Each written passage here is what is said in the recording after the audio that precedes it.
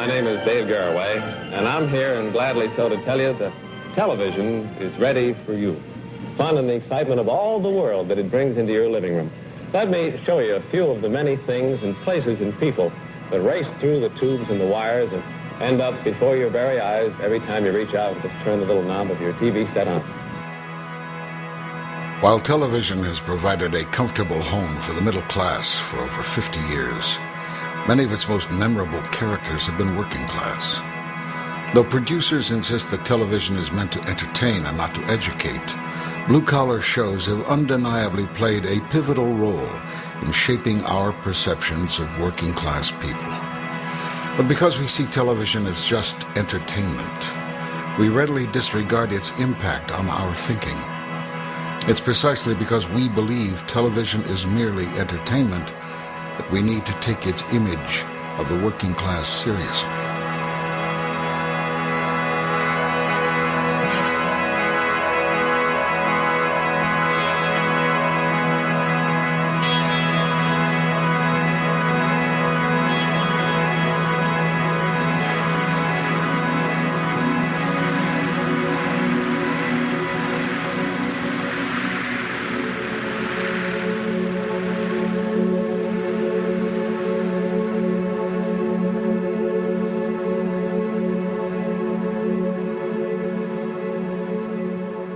Because the subject of class is so taboo in the United States, we lack a conceptual framework for understanding television's portrayal of the working class.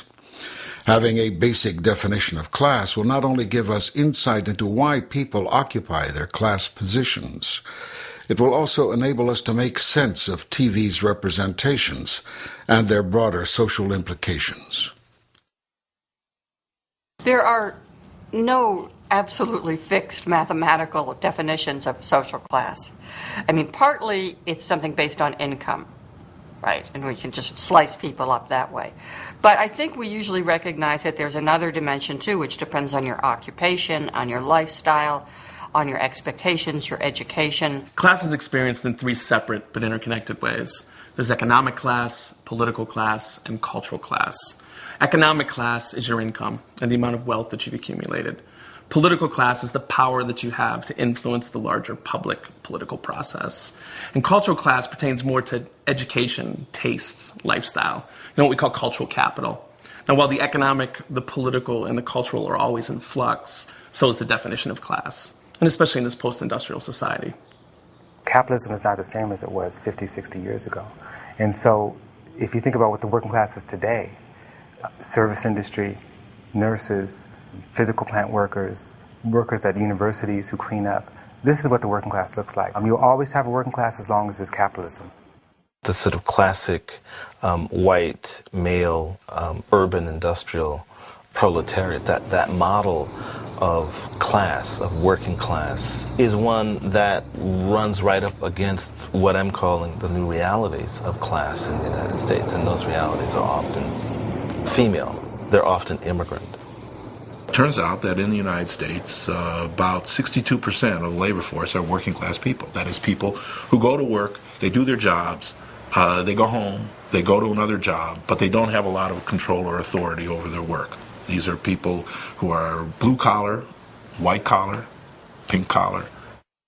That's the working class majority. Those are most people in this country. Well, the working class is the majority. No matter how we define it, it's seen as a stigmatized class. And workers themselves often internalize this stigma.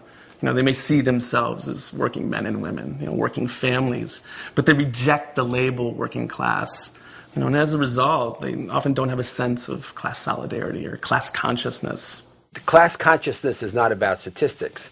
Class consciousness is about whether you understand yourself as a social, political, economic actor, that you actually have effect, that what happens to you happens to many, many other people who are in a similar position, and that you're ready to act on that understanding.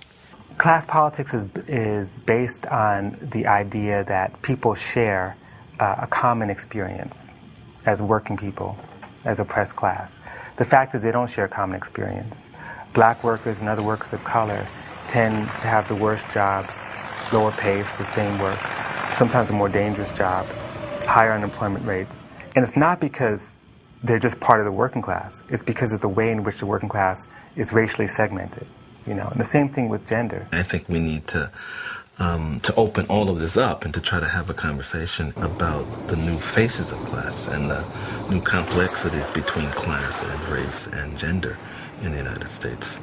Well, the frustrating thing is that every time you try to bring up the subject of economic injustice and the fact that so many Americans work full-time and don't make enough to live on, etc., some conservative is going to say, that's class warfare.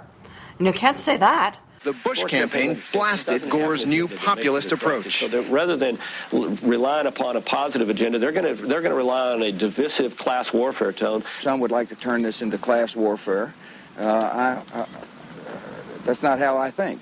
There is a class war going on in the United States, but I think it's a very one-sided class war that was initiated by the corporate elite, by the employers, and so on. It is cutting 4,400 jobs and closing a third of its factories.